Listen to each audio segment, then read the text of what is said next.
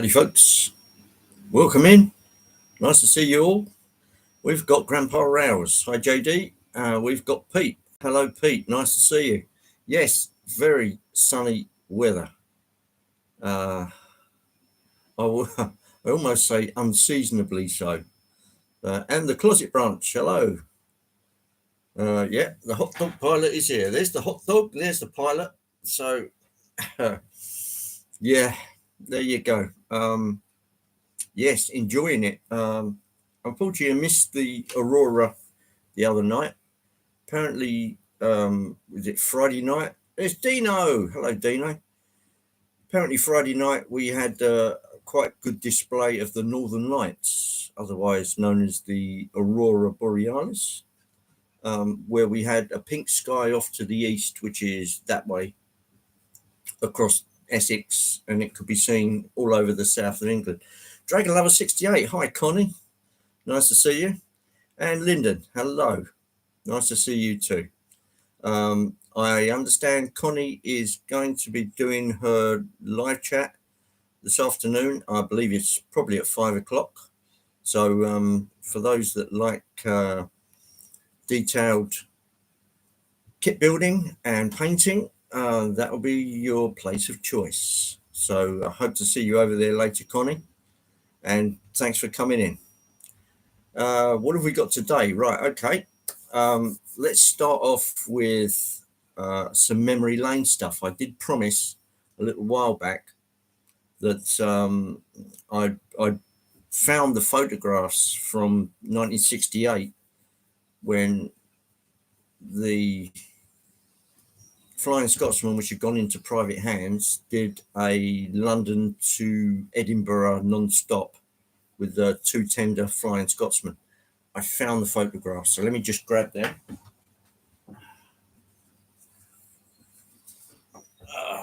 What did my dad pay for these? 9 shillings. So that gives you an idea. Do please remember it was 1968. So yes, Ilford Films. I mean, yeah, it just the artwork tells you how old these things are. So right, let's Hot Dog Andy the astronaut. Yeah, don't we all wish? Right. The first photograph coming up is this one, and that's me. Do please remember it was 1968. There is the Flying Scotsman in the background. That would be on platform 2, because the Flying Scotsman was at platform 1 when it came in, I believe. And it was packed there. So how quite my dad got that shot of me, I don't know. Do please remember I was like 3 or 4 years old. So, oh, happy days. And there's my dad and me. So, 1968, I was 18. Good old days. Yeah, absolutely. Yeah, black and white film. So let's just punt through some of these and you'll get an idea. There's the like the crest on the side of the Flying Scotsman. That'll give you an idea of just how packed it was. That was coming in with a brake van on the back. So, and that is King's Cross Station. So there's another couple here. Just in the background there is the signal box. And it was a massive mega signal box sitting right in the middle of all the trackage. So for those that have any hankering to do an early version of King's Cross, that would definitely figure. And there's another one, 2 tender Flying Scotsman on the way in. And platform 1 over there definitely looks busy. There's a better shot coming up, which is this one. And that gives you an idea of just how packed it was on that day. Look at the crowds there. They're even spilling over onto the lines. Do please remember it was 1968. So, Tim Maslin, hello. Yeah, I've seen Scotsman through the ages. This was in apple green, although you can't tell, obviously, from there. But there is actually some footage on YouTube of the Flying Scotsman doing that run. And when it pulled out at exactly the same time as a Deltic was pulling out. So that's a bit unfortunate. But yeah, there's another one, very similar kind of shot. So that gives an idea of just how packed it was. It was absolutely heaving. It was the biggest crowd I'd ever seen up to that point. And there's me with my mum. Yeah, getting a hoist up so I could actually see what was going on. You can tell by the fashions of the time just how dated it all was. 1968. It was all raincoats and things like that. So yeah, and there's the Scotsman. My dad was a pretty good photographer, to give him his due. So he got all the action in, and there's a few more coming up.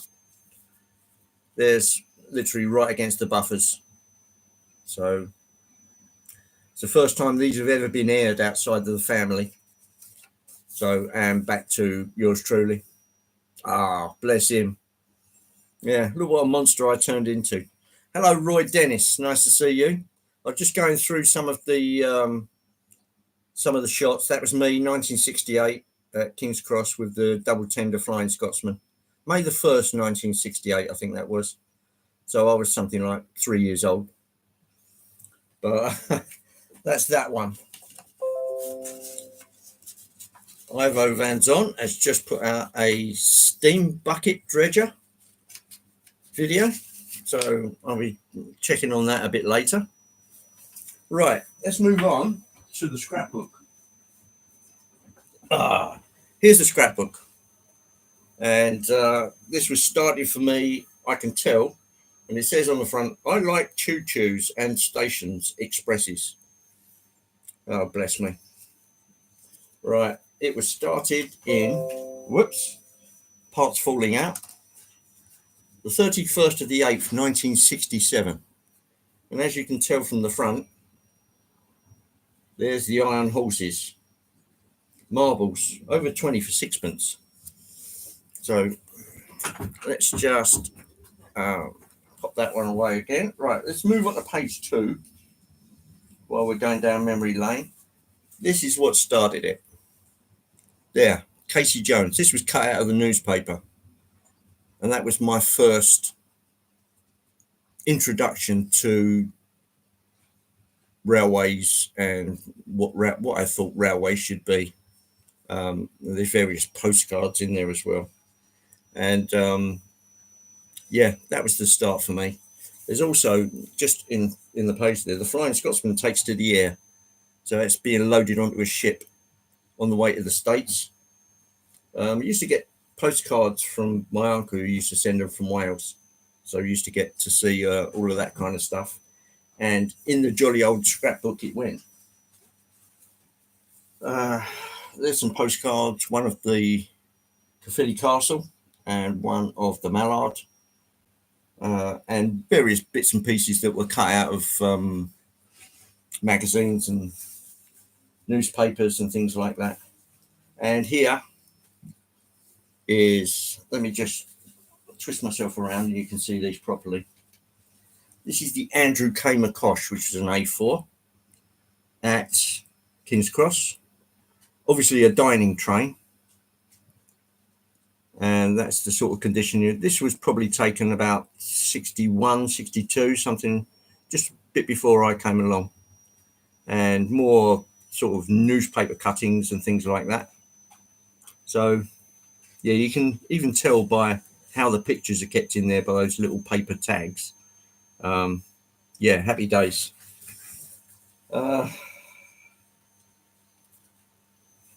And yeah, Thunderbirds, that figured candy cigarettes. How about that? And there was boats and ships and all kinds of things in there. It all went into the scrapbook. And I don't know if... Oh, there's Dwight Curley. Hello, Dwight. Andy Dobson, nice to see you. Happy Volley Hobbies. Hello, Edward. If I can get my kit in. Nice to see you all. I'm going to move on. I don't know if Alan Reynolds is in here now, but he wanted to see me a picture of me in a hairy condition. There's Artie. uh, it was very hard for me to see the Scotsman when she was in Australia. I had to work. Oh, that's a bummer. Right. Here is a picture of me at my hairiest, which is circa 1976, 77, something like that. And that was me. And that was about as hairy as I got. So this one's for Alan Reynolds. Yeah, that's definitely me, all right. Yeah, aging badly. Dragon Junction Mark II. Lord Owl's in the house. Hello, Lord Owl. I've just shown a hairy picture of me back in the 1970s. 77, 78, I would have said that was. But there you go. Right, and the next bit I did promise last week. So here we go. This is something quite different. This also figured in my model railroad journey. There is the box. It's a game, a board game that was made by Waddington's back in 63, 64, I think. And just take a look at the artwork on there. And it's a board game. It's literally a race across America so you can build their railroad the first. And my uncle actually had this game. And I was fascinated by it because just look at the artwork on there. 440, an annotated picture of America, if I can bring it a bit closer. There's America up on the top there, cowboys and Indians and all that kind of jazz.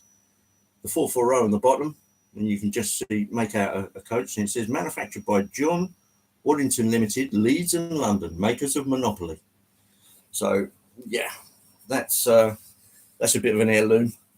This one I obviously got much later on from eBay because I remember my uncle's one was absolutely coming apart. Ben at Eagle Creek Railroad. Hi Ben, nice to see you.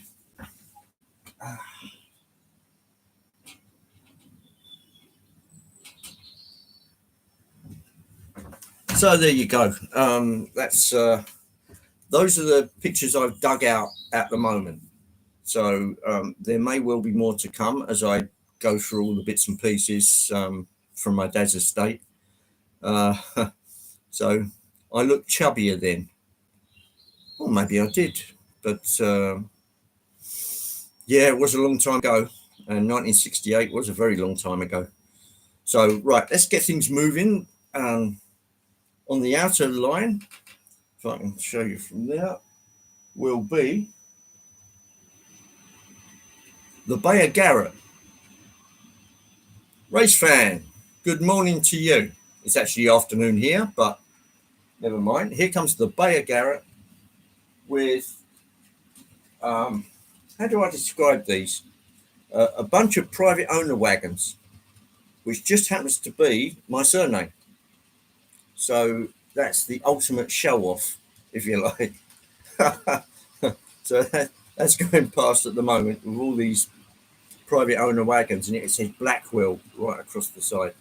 So that's my surname, and they were made for a shop called the Midlander, which is up in the Midlands, of course.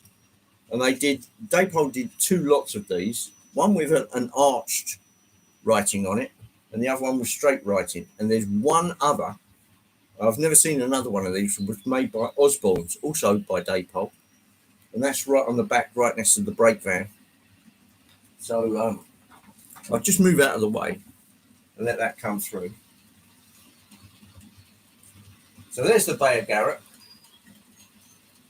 And a long rake of these private owner wagons, which just happens to bear my name.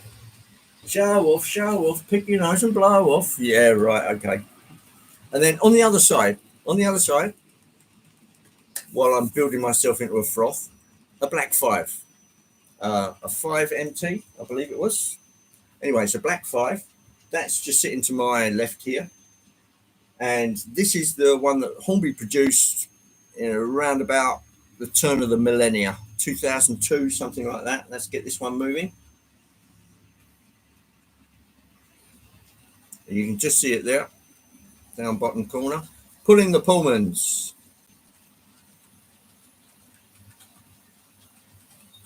I know a lady that got one of them here. She paid a fortune for it too. Yeah, they're not cheap because they didn't make that many. They didn't make that many of those private owner wagons. It's something like 150 or 250. And the Osborne's one may well be a one of a kind. And it just came up on eBay and I snapped it up. I wasn't too worried about how much it cost. It just had my name on it. So I thought I'll grab it.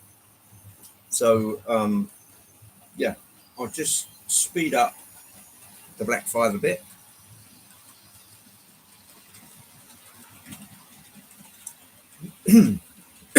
All kinds of time zones in this chat. Yeah, for Artie, it's probably, what would it be? Sunday night or Monday morning.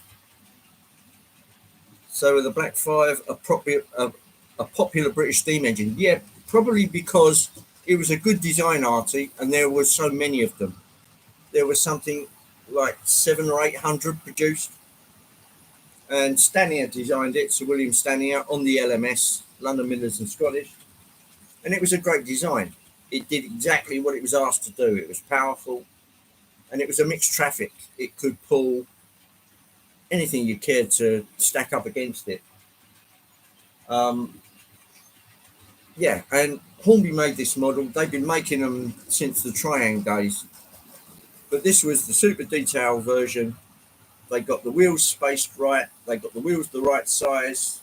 And it had a bit of scale fidelity about it. Hornby Pullman coaches behind. Again, they were from my dad's estate. But yeah, there's not a brack on them. Yeah, lighted Pullmans. And they all run exceedingly well. My dad was quite meticulous cleaning all the wheels after he'd used them. So everything's fit for purpose. That'd be like our old class 30 class steam engine that was made in both tank and tender engine.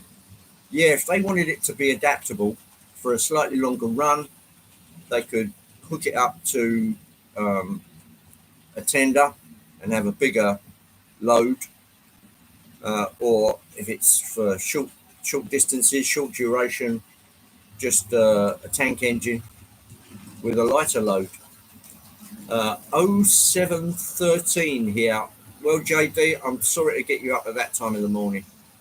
That's an ungodly hour for Sunday. So my apologies, but it's halfway through the afternoon here. So you did that deliberately, putting those Pullmans on at it. I'm sorry, Pete. I just thought, what could I run with early British logo, early British Rail logo, and these were right next to where the engine was, and I thought that's a must. So I wasn't trying to rub salt in the wounds, but there you go. Go back to bed and give my mum a message on Mother's Day. Yeah, it's Mothering Sunday today. So happy Mothering Sunday to my wife. It's been such a nice weekend. I've enjoyed running trains past couple of weekends. Yeah, last weekend it was bright but chilly. This weekend we're up to, it's somewhere in the region of 75 degrees in here, which is really comfortable. That's fine. You're up at that time anyway. That's okay, Grandpa. However you want to play it. The Black 5 sounds like the BR38 did in Germany. Yeah, it's a bit of an all-rounder. And I think it had a classification where it could literally go onto any loading gauge and fit. So there was no danger of it striking platforms or anything like that. It was just a really good, well-proportioned, free steaming working engine. It's a 460, yeah. Not much can go wrong with a 10-wheeler. You will see over there a couple of other 10-wheelers. Lord Peter Webster has got a part 1 on boxing and gifts. Okay, I'll check that out later.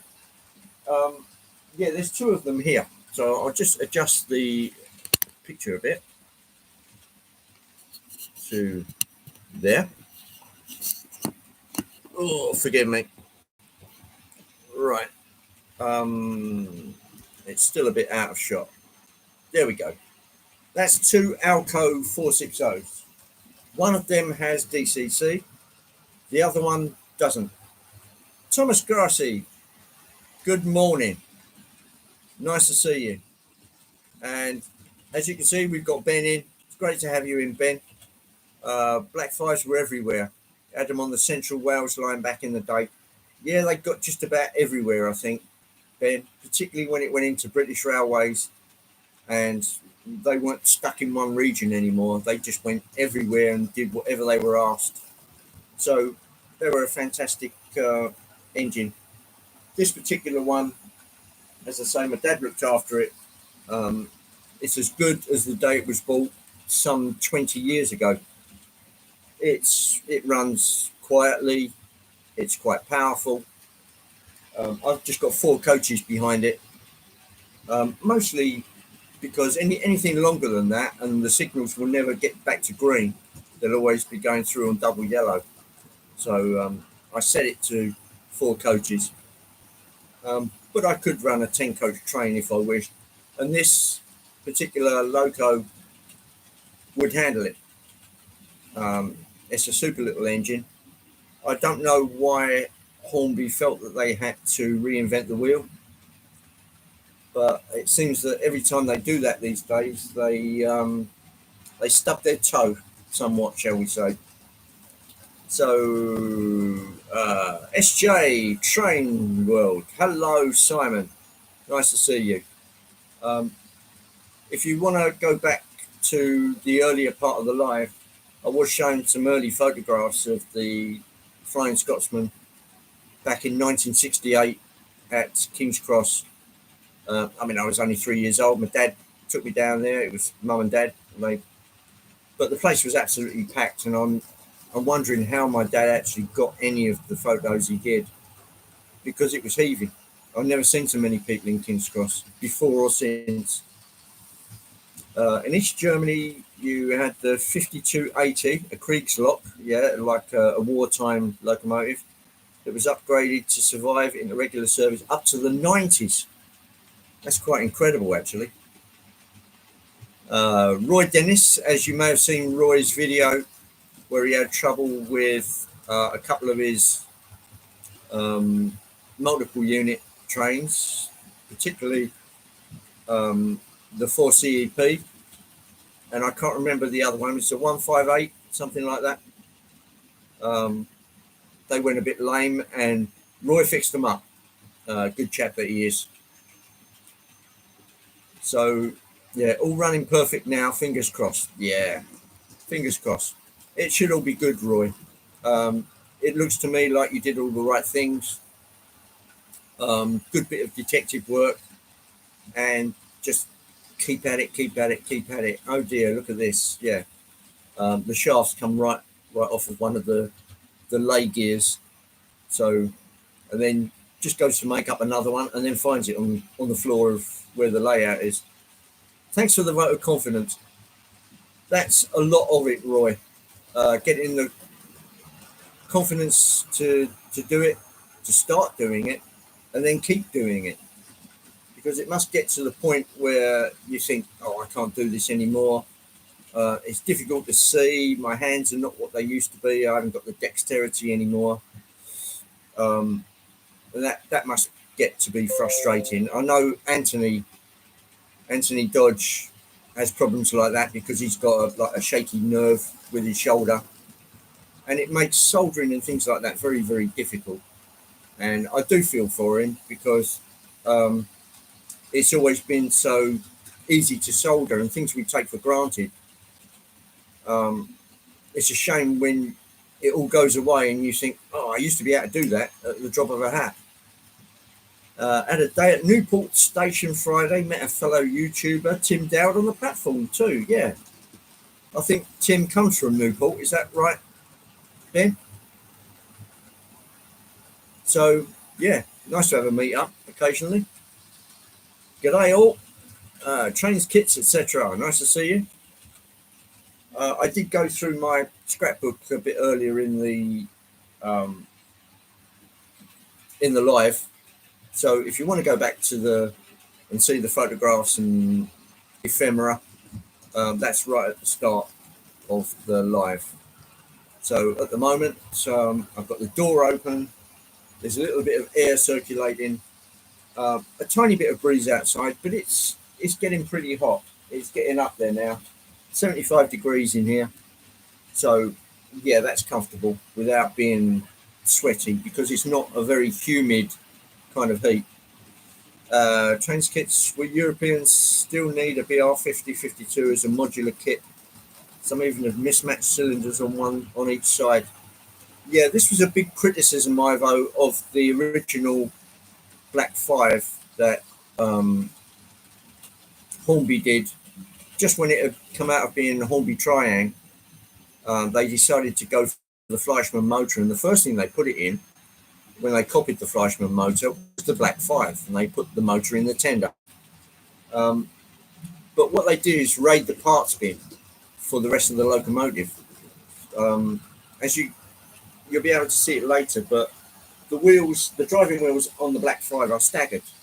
The set at the back near the cab, have a greater gap between them than the rest of the driving wheels, which are quite close. And they didn't model that. They just picked a chassis that they happened to have and made up a Black 5 to represent it. And of course, the bogie wheels at the front were too large. It was a parts bin extravaganza. And a lot of people got let down by that. They even put the Britannia valve gear from the old Triang Hornby Britannia onto this new model. And immediately people said, well, hang on a minute, what on earth is this valve gear? And then later on, when they found they had a little bit of money, they actually put a decent representation of a Black 5's valve gear on it. But this one, that one there, was Hornby, once they'd gone to China, proving that they could put together a good scale model. And they really did it. Some people think the BL38 can be something different than a P8. Saxon one has a way different design, but is a lot rarer. Yeah, it's possible. As time goes on, things do become a lot rarer. So there's a lot of Black 5s out 36 Castle, also known as the Pig. Two states had them here. I don't think anybody says anything derogatory about the Black 5.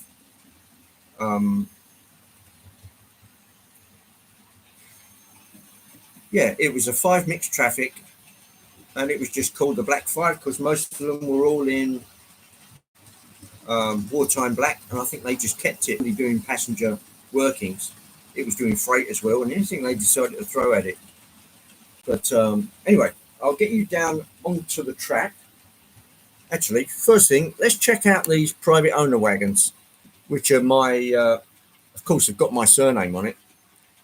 So that's showing off at its worst. I'm sorry about that, but I had to have them. Anyway, right, let's just grab the camera. If I bring you over here,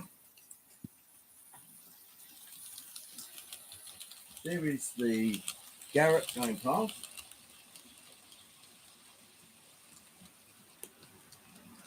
And as you can see, there's a fair rake of those. It took an awful long time to put them together. And here's a bit more of a close-up of the 260s. Again, they're Alco 260s. Again, 10-wheelers. Actually, they're 8-wheelers. They're moguls. Yeah. My mistake. Yeah. So one 1363, the other one 1360. Here comes the Beyer-Garrett. So I'll just keep still for that for a second. Pulling the private owner wagons.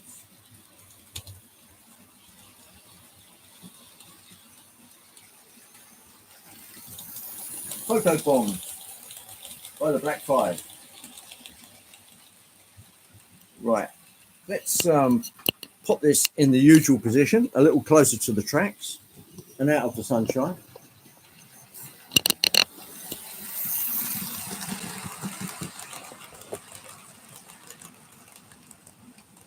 How's that? That's a little bit kinder.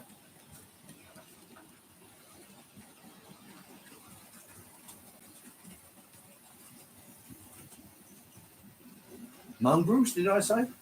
Maybe I did. Yeah, that's why I picked Newport. I'm hearing a definite clunk sometimes. I think one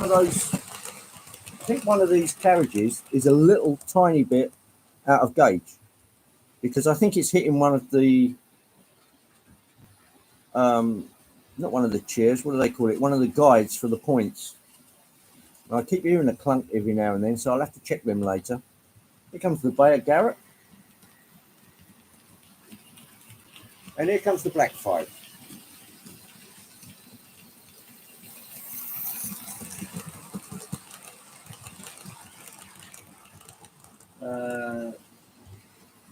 Did you see I put up a video of Newport? No, I didn't see that. So, but I will take a look. By the by, if you take a look at the brake van that is on the end of the private owner wagons, as it comes around, you'll see there's a brake van on the end. This is the one that I won in one of Bernie's competitions, and I also won the little flashing light that went in it. So this is one of my little tributes to good old Bernie. It should be coming into photo bomb, but there it is, a little grey brake van, a little Bachmann one, and I fashioned in the light, so it's a nice little double tribute there for old Bernie.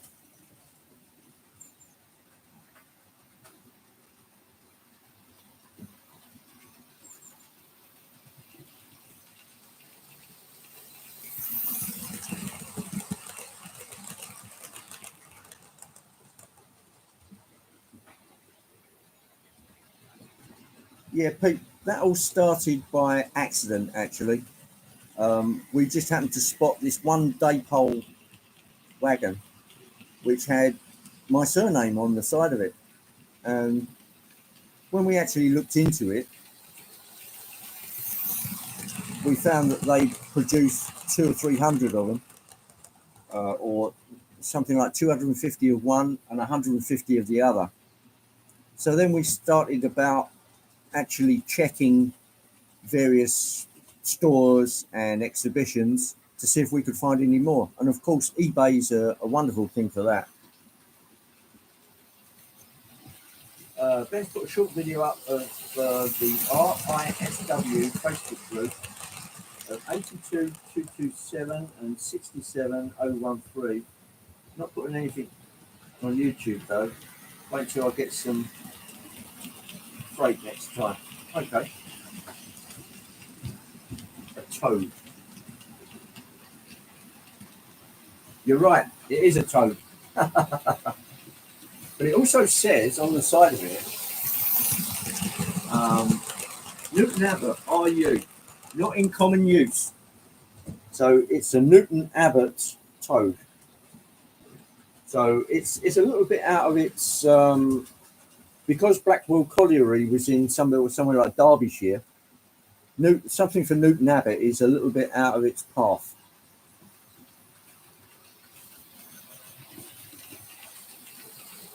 Thank you, Dino. Very kind.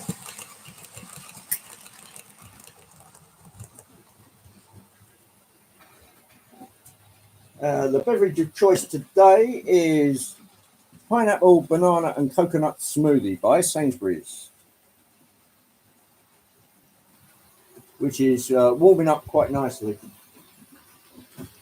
Lord Peter Webster has done a video for Hobby Room Progress.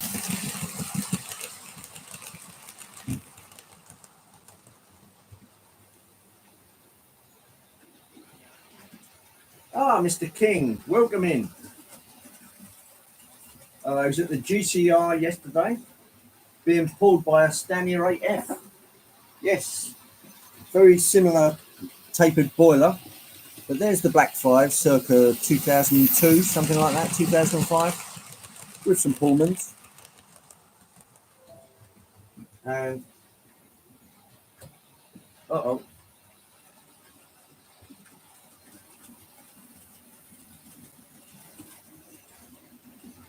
For some strange reason, the Beyer-Garrett just dropped a wheel off.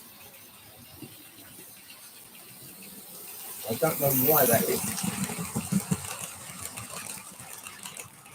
but I shall be investigating that later. There's the Beyer-Garrett with some private owner wagons, which are just happen to be my surname, and a towed brake van from Newton Abbot on the back.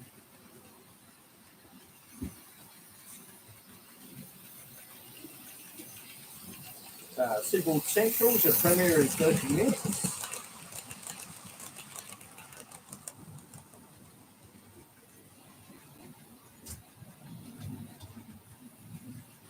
Yeah, I just heard it hit something. It didn't derail this time. I think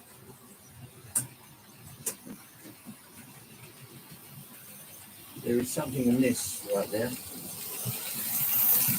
I don't know why. But I shall get to the bottom of it one way or the other. As we all do. As soon as we find a problem, we usually find a way of dissolving that problem. I'll just take a look at it as it comes past and see if I can. Aha.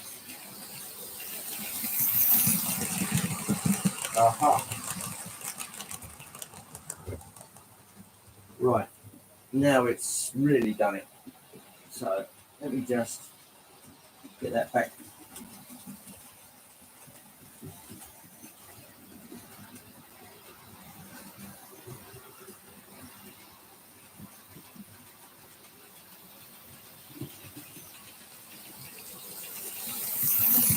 On the track.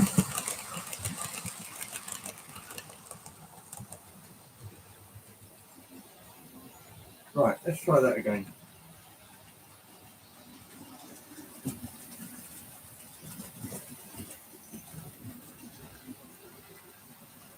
Right.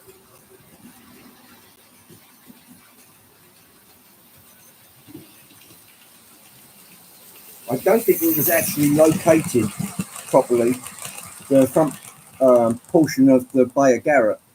I don't think it was located properly in its spot, because you can actually break it down into its component parts. It's got a motor for the front drivers and a motor for the back.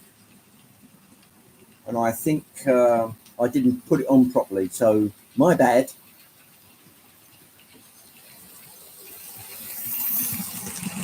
That's why I mentioned it, yeah.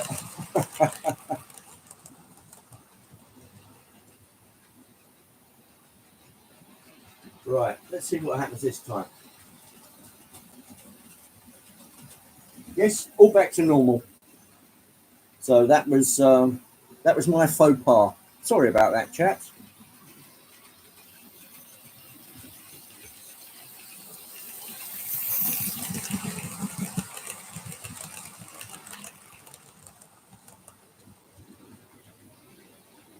It's not the engine that's the problem, it's the operator. Thank you very much for that vote of confidence, Artie. And I hope your floods aren't that bad.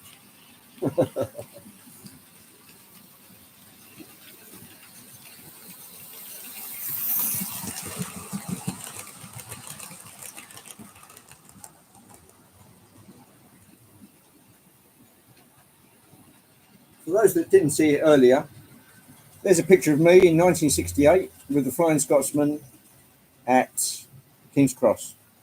Ah, bless him.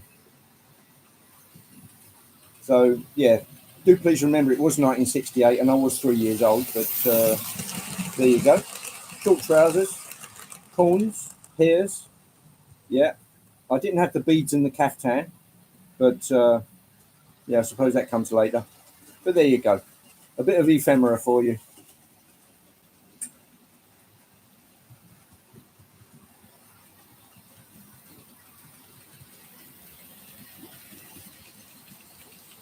The year you were born, Archie, 1968. Yeah, it was a great year. That was May the 1st, 1968. And that was Alan Pegler, who then had ownership of the Flying Scotsman, running the two-tender Flying Scotsman from King's Cross to Edinburgh non-stop.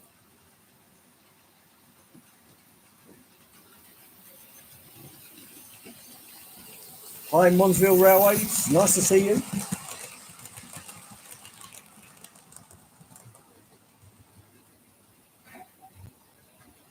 Yeah, Roy, I think we all look cute at that kind of age, but age does weary us a bit.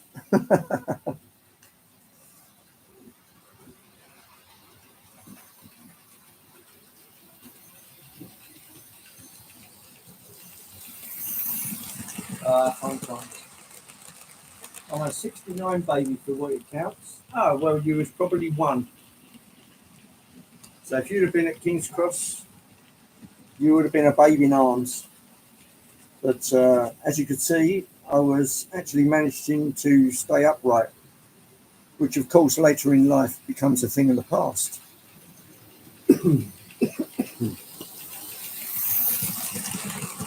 Oh, it's a dry old party. Back to the pineapple, banana and coconut smoothie.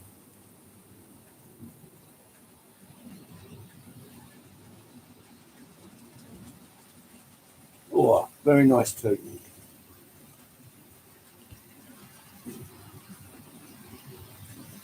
I hope everybody is well hydrated today.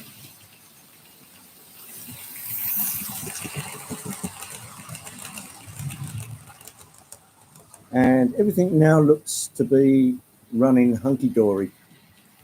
The Beyer-Garrett seems to be playing ball. The private owner wagons are clattering along. And here comes the towed brake van with its little light in the back flashing its knob.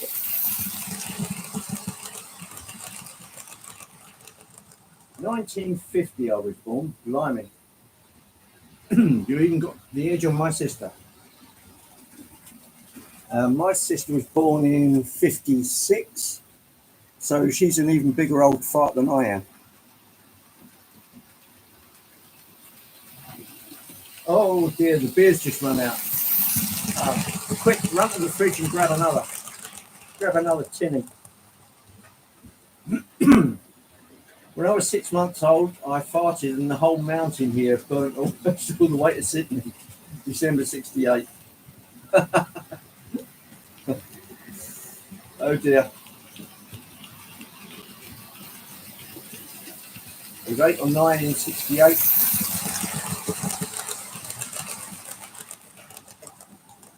Well, let me put it like this, Andrew. There was space at King's Cross on that particular day was at a premium. Now I can prove that with a later photograph. I'll just wait until the train's gone past for this one. Yeah, here we go. There's that photograph there. Well, there's platform 1, and there is the Flying Scotsman. And it was absolutely heaving. Look at those people. They're even over onto the permanent way. Amazing. But there you go.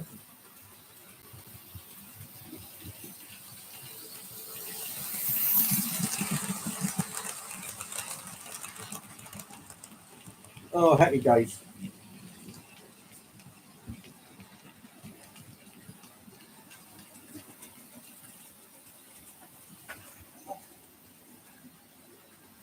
"1942, Roy. So you were a wartime baby.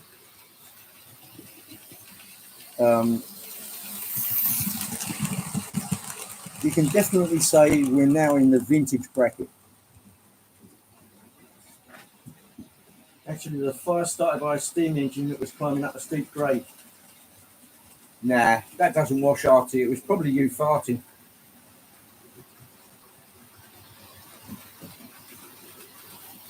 Yeah, we're all young at heart. Our trains still run nicely.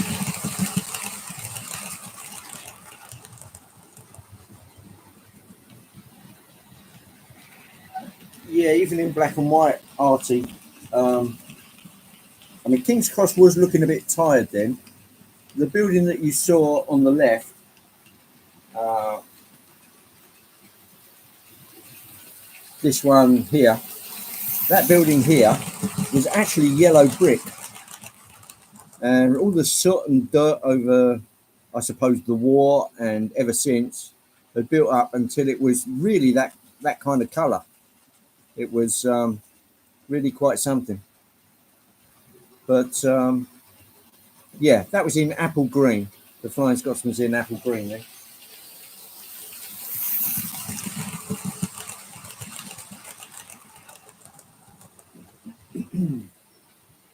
Mine's 55 in a few months. Okay, well, let's try not to wish our lives away. Yeah, anyway, what's another year between friends, huh?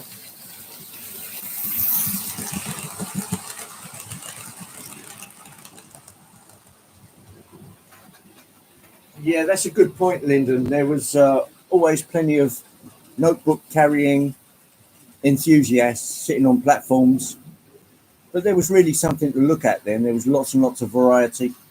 Not the tin cans that we've got today, really.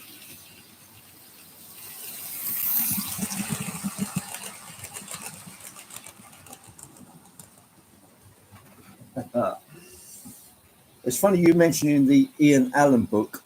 I just found one last week, which was a sort of a compendium. It was the motive power of the day, and it had preserved steam engines and the like in the back.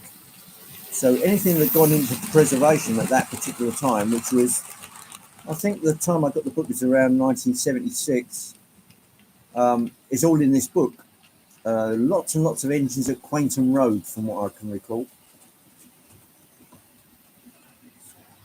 When we went to Sydney, both our station and Central smelt like a train station too. More stores to buy food and refreshments as well. Tony Northeastern. Hi Tony. Nice to see you. I've got to show you this. Where is it? There we go. Picture of me, 1968, May the 1st, 68, with the Flying Scotsman at King's Cross. How about that?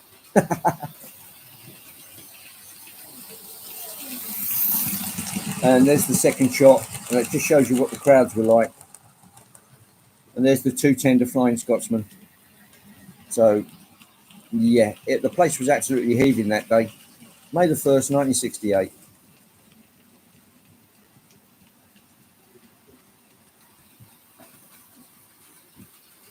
Those are the kind of photos that Tony actually thrives on, because they show all the detail, warts and all. Things like that building, this one here, that was all in yellow brick, but of course it would never look like that again until they refurbished it back in the 80s, I think. So yeah, it very much looked like that kind of colour.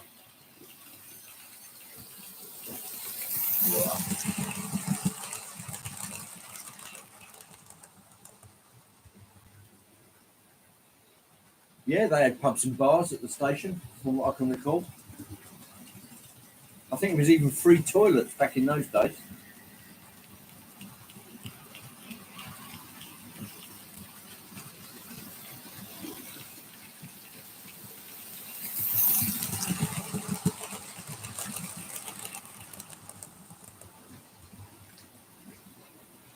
I'll just slow down our racing Black 5.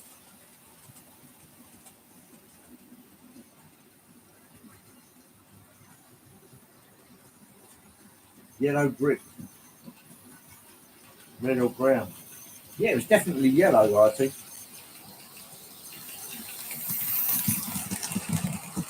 Well, Tony, I was only 3, so but as you can see, I was vertical. March West Junction, Andy. Hi there.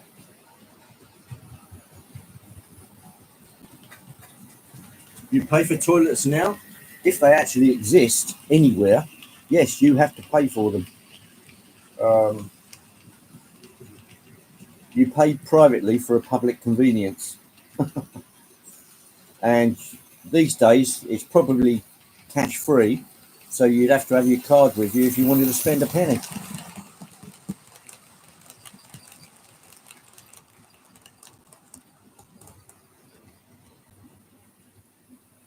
I did, Andy, show some photos and some other ephemera a bit earlier, or much earlier, in the live stream. So when it goes up, if you want to see the ephemera, that'll be right at the start of the live stream. Interesting stuff. But there you go.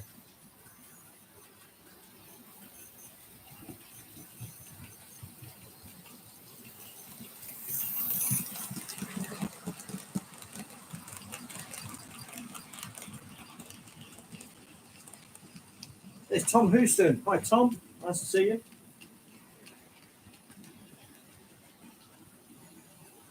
There's 28 in the chat and 21 thumbs up. So if anybody hasn't hit the thumbs up and you'd like to do that for me, that'll be great for my analytics. I can even say it. That's terrible for a public convenience, yeah.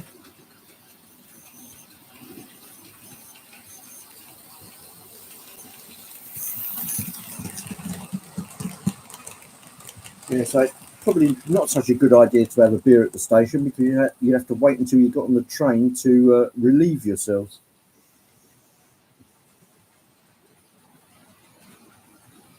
And you can bet your bottom dollar it's a pound a litre now.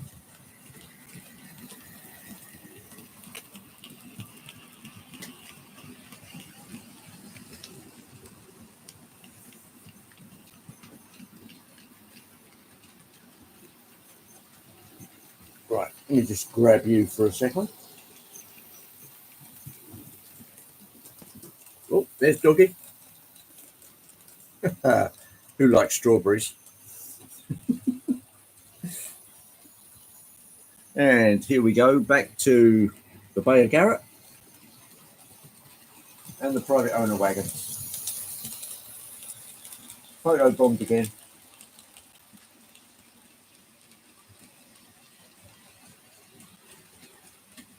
Not bad.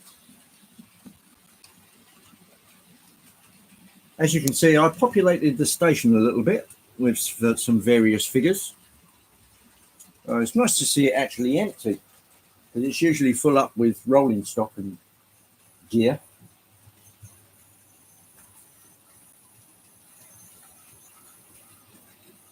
Here's the 2 moguls that one of them I already had. So now one of them is DC and the other one is DCC. I did swap the shells on them. What was that? That was Mum complaining about the screaming kids. Oh, I can't hear the screaming kids from here, which is a good thing. Oh dear, I think one of the Network Rail employees is down. I did stick him down with tacky wax, so that shouldn't be a problem to stand him up. Here comes the Black 5. And Hornby did do a good fist of that. And the Pullmans. Cynthia, car number 35, third class. And car number 68, third class. Let's find a good spot where we can see the action. How's that? Yeah, there we go. Oh, it says third class on it. The station looks a treat, and great central buildings do make the station stand out. Yes, they do, Tony. Yeah, I think the main driver for that one was the fact that they were resin, and the resin can really hold its own in a shed like this, where it does get a bit moist. So Things tend to warp if they're made of card and wood. Humid. Yeah, I don't think humid. moist is the right word. Humid. For that. Yeah. Moist is what you use to describe a cake. Yeah. Anyway, if Alan Reynolds has showed up, here's a picture of me circa 1977 with hair. So yes, I did have it. So there you go. And I found this photograph of a younger Richard. There he is with his contemporaries and his blue helmet. The day before I actually become a tech, you showing that. Yeah. There you go. My first PPE. First PPE. Another one for the archive.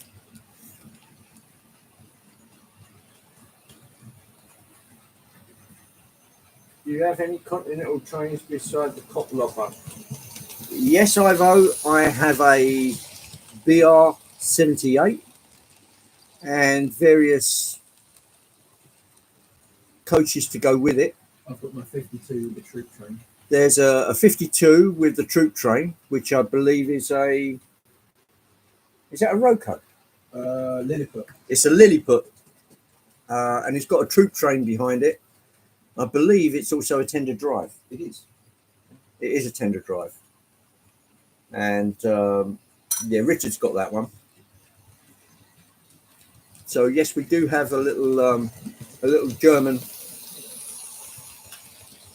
I'm trying to think of anything else apart from the American stuff that we obviously have. I think that's about it, really, apart from the Dutch cop loco.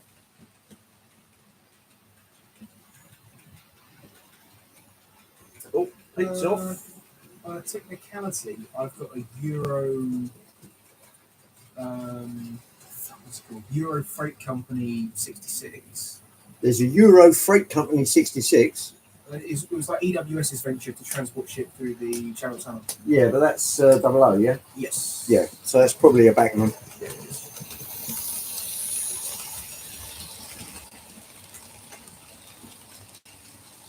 Recently found his NUS card from 1976, the accused. What is that, National Union of Students? Oh, Lyndon's up. Got chores to do. Thanks for coming in, Lyndon. And we've got Addy as well. Hi, Addy. Oh, there's something I missed there. Martin just released a new cop locker in Martin now. Yeah, that is a fabulous looking cop locker in the red and white scheme. As much as I can encourage Anthony to get one, he seems to be resisting. Perhaps you can talk him into it, Ivo. Addy Pullen. Nice to see you, Addy. We've got the Beyer-Garrett with some private owner wagons, which just happen to coincide with my surname. Difficult to find, but if you do spot any of these, Addy, you can always buy it and sell it on to me. Probably at a profit. An extortionate markup. An extortionate markup, yeah. Here comes the Black 5. This is a 2002 edition Black 5 with some suitable Pullmans to go with it, of course. And as you can see, for a 20-year-old Black 5, it's running exceptionally well.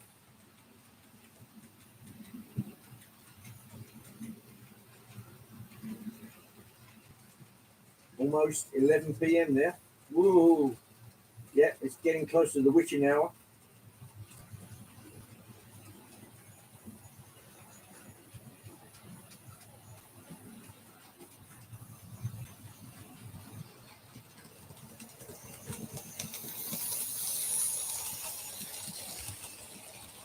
Problem is, if Anthony does his holiday to the Netherlands as planned, most cop locals have been sent to the scrapyard by that time. Yeah, that's a shame, Ivo.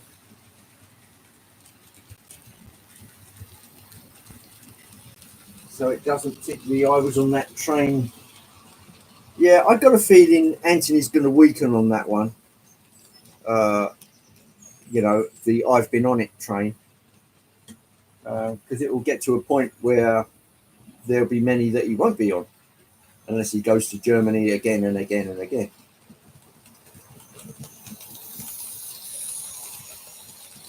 And we've got Chris. Hello, Chris. Laying the fiddle yard tracks. Woohoo! There's action. Well, Chris, there's a Beyer-Garrett on its way round to you with some private owner wagons and a towed brake van, which is Newton Abbott and not for common use. But I'm sure you understand it's Rule 1. And the ubiquitous Black 5, the Stania 5MT Black 5, which is right there, pulling its Pullmans.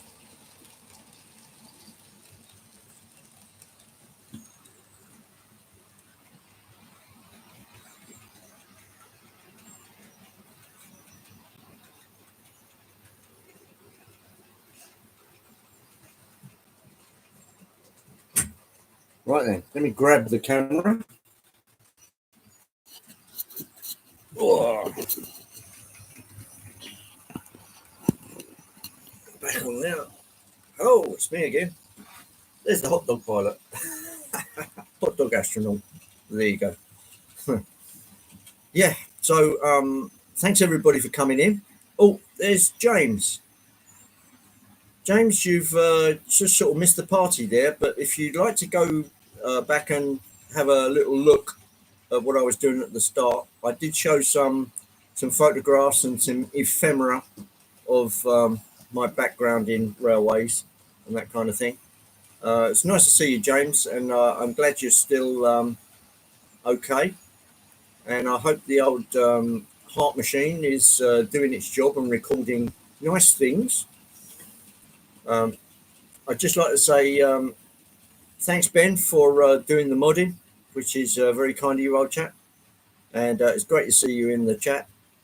Artie, always a pleasure. Ivo, Grandpa Rouse, great to see everyone. If I've missed anybody, sorry, Chris.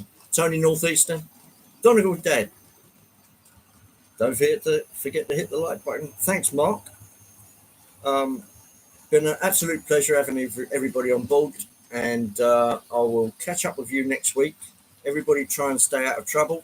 If you get some good weather, enjoy it while it lasts, and I'll catch up with you very soon in the streams.